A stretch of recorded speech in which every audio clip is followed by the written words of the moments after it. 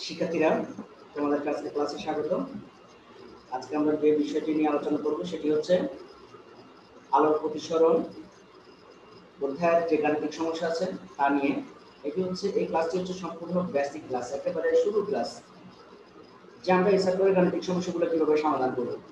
আমাদের এই অধ্যায়ের গাণিতিক সমস্যাগুলো সমাধান করতে হলে অবশ্যই আমাদেরকে যে থিওরিগুলো আছে, প্রতিসরণাঙ্ক কাকে বলে, যে সংজ্ঞাগুলো আছে, এবং একটি মাধ্যমের সাপেক্ষে অপর মাধ্যমের যে প্রতিসরণাঙ্কের যে প্রমাণ আছে এবং স্নেলের যে সূত্র আছে সেগুলো আমাদেরকে জানা থাকতে হবে। এই অধ্যায়ের গাণিতিক সমস্যা করার জন্য আমাদের কি কি করতে হবে বা কি জানতে হবে আমাদেরকে, আমি স্ক্রিনে লিখে রেখেছি। চলো আমরা শুরু করি। প্রথমে 1 নম্বরে দেওয়া আছে এ মাধ্যমের সাপেক্ষে বি মাধ্যমের প্রতিসরণাঙ্ক। এটাকে কিভাবে সূচিত করা হয়? এ মাধ্যমের সাপেক্ষে বি মাধ্যমের প্রতিসরণাঙ্ককে সূচিত করা হয় এ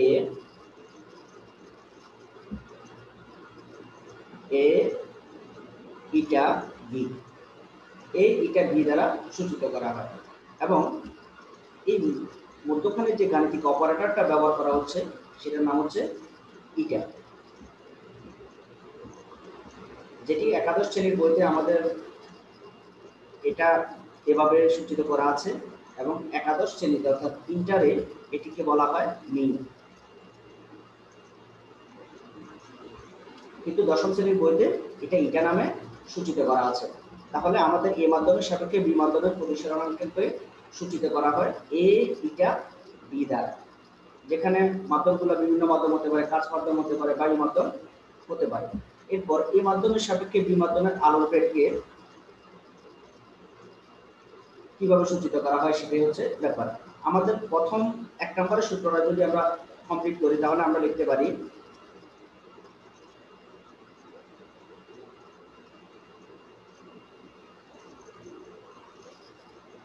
এ ইটা বি ইজ ইকুয়াল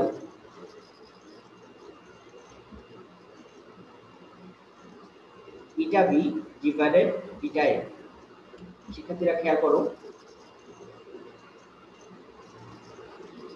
যখন প্রতিসরণাঙ্ক বলা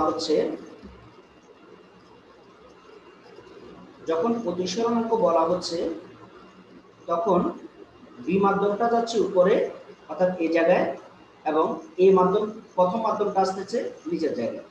তার মানে আমাদের গাণিতিক সমস্যার প্রশ্নে যদি বলা হয় বায়ুর সাপেক্ষে কাচ মাধ্যম, তাহলে যে মাধ্যমটি প্রথমে বলবে সে মাধ্যমটি যাবে নিচে, আর যে মাধ্যমটি পরে বলবে সাপেক্ষে যে মাধ্যমের বের করতে বলবে সেটা যাবে উপরে। কিন্তু আলোর বেগের বেলা সম্পূর্ণ উল্টো। দ্বিতীয় নাম্বার ইনফরমেশন আমাদেরকে বলা হচ্ছে এ মাধ্যমের সাপেক্ষে বি মাধ্যমের আলোর বেগ কিভাবে লিখবো আমরা। তাহলে এ মাধ্যমের সাপেক্ষে বি মাধ্যমের আলোর বেগটা হবে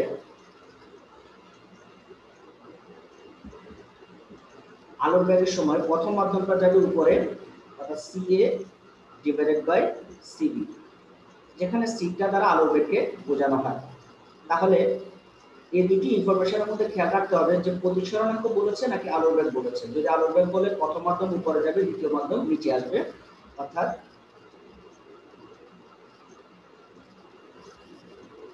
এ মাধ্যমটা যাবে উপরে এবং বি মাধ্যমটা আসবে নিচে। কিন্তু প্রতিসরণাঙ্কের বেলায় সম্পূর্ণ উল্টো। এরপরে বলেছে 3 নাম্বার ইনফরমেশনের মধ্যে বলেছে এ মাধ্যমের সাপেক্ষে বি মাধ্যমের প্রতিসরণাঙ্ক এবং সম্পর্কনের সম্পর্ক।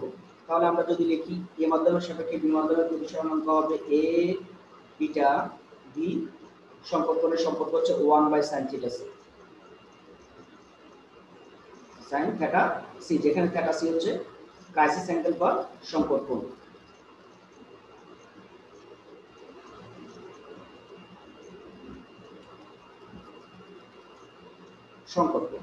এরপরে 4 নাম্বার ইনফরমেশনের মধ্যে আমাদেরকে চাওয়া হয়েছে এ মাধ্যমের সাপেক্ষে বি মাধ্যমের প্রতিসরণাঙ্ক যদি এ ইটা বি হয়, বি মাধ্যমের সাপেক্ষে এ মাধ্যমের প্রতিসরণাঙ্ক কত হবে।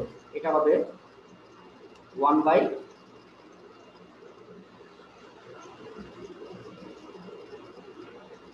প্রথম হচ্ছে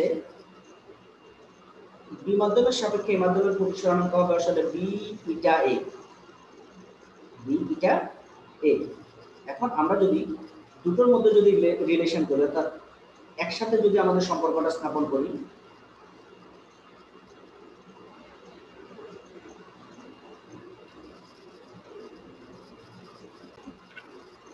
তাহলে হবে a eta b is equal to 1 by b eta a। তাহলে a মাধ্যমের সাপেক্ষে b মাধ্যমের প্রতিসরণাঙ্ক a eta b, b মাধ্যমের সাপেক্ষে a মাধ্যমের প্রতিসরণাঙ্ক 100% b eta a হবে এবং তাদের দুইজনের মধ্যে একসাথে সম্পর্কটা হবে a eta b is equal to 1 by b eta a।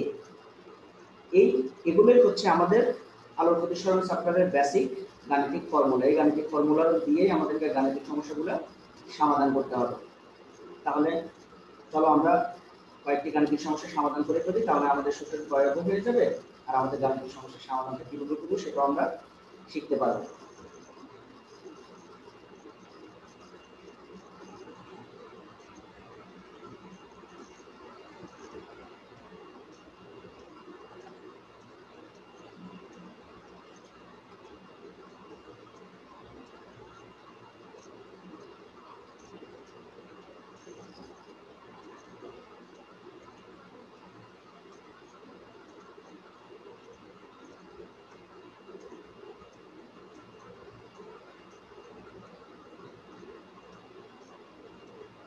সেক্ষেত্রে আমরা প্রথম প্রশ্নটা যদি লিখি, আলোক রশ্মি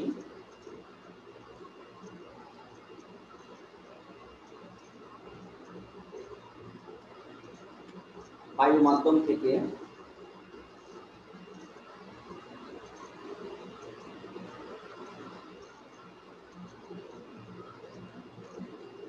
কাচ মাধ্যমে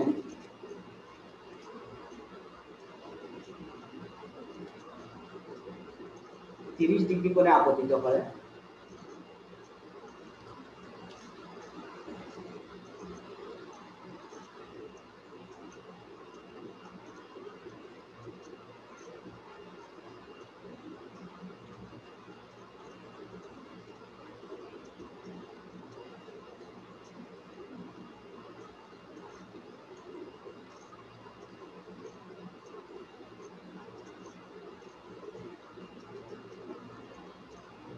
তিরিশ ডিগ্রি করে আপতিত হলে প্রতিসৃত কোণ কত হবে? প্রতিসৃত কোণ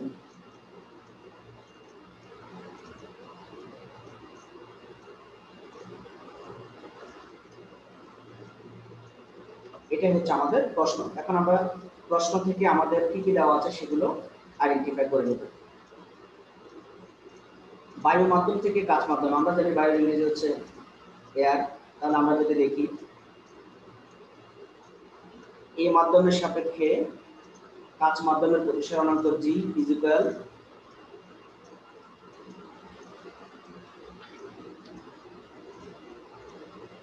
আমরা জানি স্নেলের সূত্র অনুযায়ী sin i divided by sin r।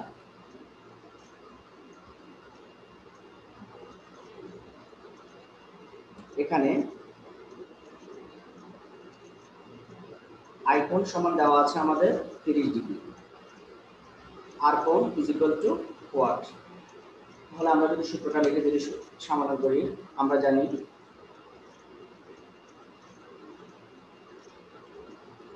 a এটা c, এখানে a সমান a আর g সমান plus sin i divided by sin i।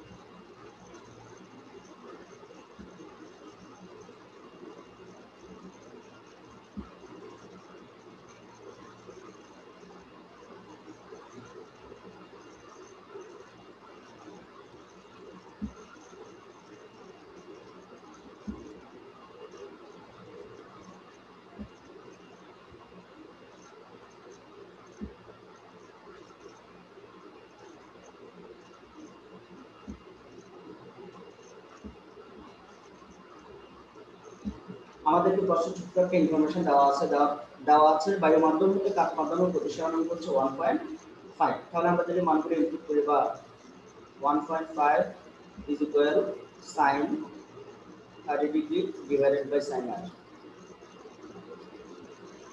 বা sin r is equal sin 30 degree মান আমরা মুখস্থ জানি যে আমাদের sin 30 ডিগ্রি মান হচ্ছে half. divided by 1.5. R is equal to sin inverse 0.5 divide 1.5. শিক্ষার্থীরা আমরা যদি এখানে ক্যালকুলেটর যদি ব্যবহার করি তাহলে আমরা পাচ্ছি 19.47 ডিগ্রি। তাহলে আমরা আমাদের কাঙ্ক্ষিত রেজাল্টটি পেয়ে গেলাম। আমাদের প্রতিসরণ কোণের মান হবে 19.47 ডিগ্রি। শিক্ষার্থীরা আমরা আমাদের যে গাণিতিক ফর্মুলাগুলো ছিল তা দিয়ে একটি গাণিতিক সমস্যার সমাধান করলাম। এখন আমরা দ্বিতীয় গাণিতিক সমস্যার সমাধান করব।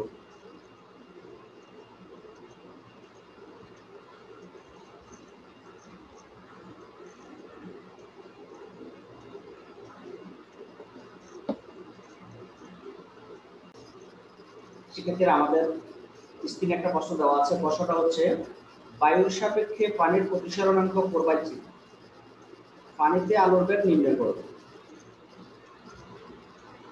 এখানে বায়ুতে আলোর বেগটা দেওয়া আছে 3 × 10⁸ ms ইনভার্স 1। তাহলে আমাদের প্রশ্নে যা দেওয়া আছে আমরা সেগুলো যদি লিখে ফেলি, এখানে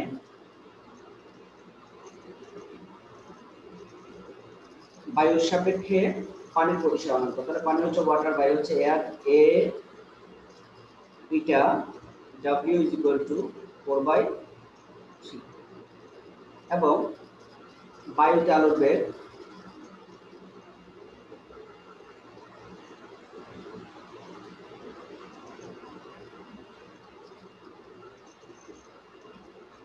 আলোর বেগকে c দ্বারা সূচিত করা হয়। তাহলে CA is equal to 3 × 10⁸ ms inverse 1। আমাদেরকে বলেছে পানিতে আলোর বেগ কত। পানিতে আলোর বেগ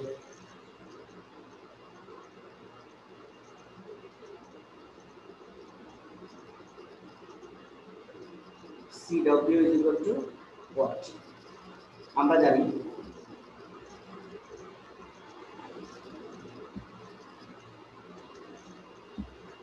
A ইটা W। সেক্ষেত্রে আমরা বলেছিলাম যখন সূত্র বিশ্লেষণ করতেছিলাম যে আলোর বেগের ক্ষেত্রে প্রথম মাধ্যমটি উপরে যাবে, তাহলে CA ডিভাইডেড বাই CW।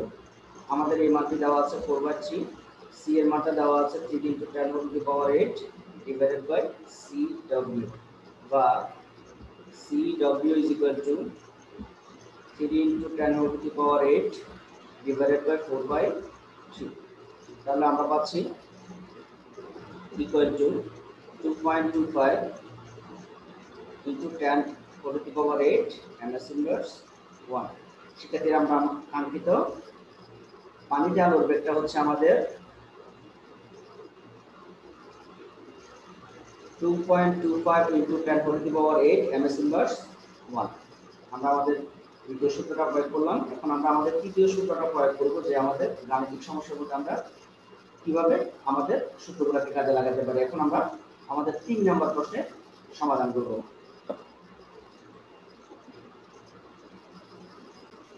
শিক্ষার্থীরা আমাদের 3 নম্বর প্রশ্নটি হচ্ছে বায়ুর সাপেক্ষে কাচের প্রতিসরণাঙ্ক 3/2 এবং বায়ুর সাপেক্ষে পানির প্রতিসরণাঙ্ক 4/3 যদি হয় কাচের সাপেক্ষে পানির প্রতিসরণাঙ্ক নির্ণয় করতে বলেছে আমাদেরকে। তাহলে আমাদের প্রশ্ন অনুযায়ী আমাদের যে মানগুলো দেওয়া আছে সেগুলো লিখে নিই। এখানে বায়ুর সাপেক্ষে কাচের প্রতিসরণাঙ্ক দেওয়া আছে, তাহলে A ইটা G, সংক্ষেপে এটাকে ইটা জিও লেখা যাবে, বা ইটা G is equal to 3/2। বায়ুর সাপেক্ষে পানির প্রতিসরণাঙ্ক A ইটা W, বা ইটা W is equal to বলা আছে 4/3। আমাদেরকে প্রশ্ন করেছে কাচের সাপেক্ষে পানির প্রতিসরণাঙ্ক কত। সুতরাং G plus eta W is equal to what? আমরা জানি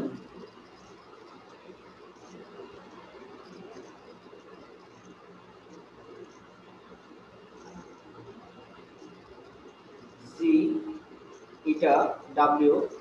শিক্ষার্থীরা আমরা যখন সূত্র বিশ্লেষণ করতেছিলাম তখন বলেছিলাম যে প্রতিসরণাঙ্ক বলা থাকলে দ্বিতীয় মাধ্যমটা যাবে উপরে, প্রথম মাধ্যমটি আসবে নিচে। তাহলে eta W divided by eta G equal 4/3 divided by 3/2। তাহলে আমরা আমাদের কাঙ্ক্ষিত রেজাল্টটা পাচ্ছি 8/9। তাহলে আমাদের কাচের সাপেক্ষে পানির প্রতিসরণ করছে 8/9। শিক্ষার্থীরা এটাই আমাদের কাঙ্ক্ষিত রেজাল্ট। এরপরে আমরা আমাদের সর্বশেষ যে সূত্রটা বিশ্লেষণ করেছিলাম সেটার উপর একটা গাণিতিক সমস্যা দেব। শিক্ষার্থীরা আমাদের স্ক্রিনে একটা প্রশ্ন দেওয়া আছে, একটি রাসায়নিক পদার্থ ও পানির প্রতিসরণাঙ্ক 1.64 ও 1.33। পানির সাপেক্ষে ও রাসায়নিক পদার্থের সম্পর্ক নির্ণয় করতে আমাদেরকে বলেছে। তাহলে আমরা প্রশ্ন দেখে আগে আমাদের কি দেওয়া আছে সেটা আইডেন্টিফাই করে নিই। প্রথমে বলা আছে একটা কেমিক্যাল কম্পাউন্ডের প্রতিসরণাঙ্ক।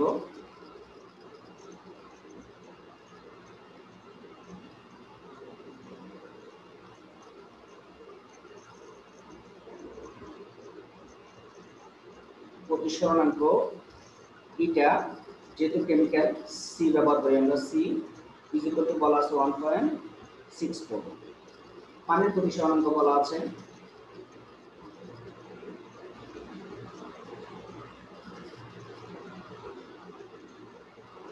এটা W ইজ ইকুয়াল টু 1.33। পানির সাপেক্ষে ওই রাসায়নিক পদার্থের, তাহলে এ এটা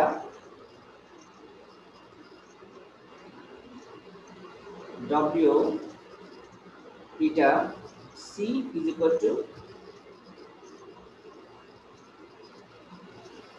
আমরা জানতাম যে প্রতিসরণাঙ্কের সময় দ্বিতীয় মাধ্যমটি উপরে যায় এবং প্রথম মাধ্যমটি নিচে আসে। এরপর আমাদেরকে বলেছে সম্পর্ক নির্ণয় করো।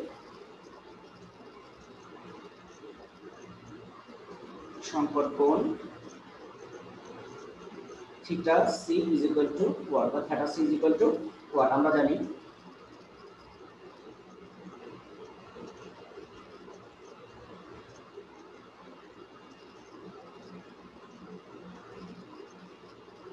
W এটা C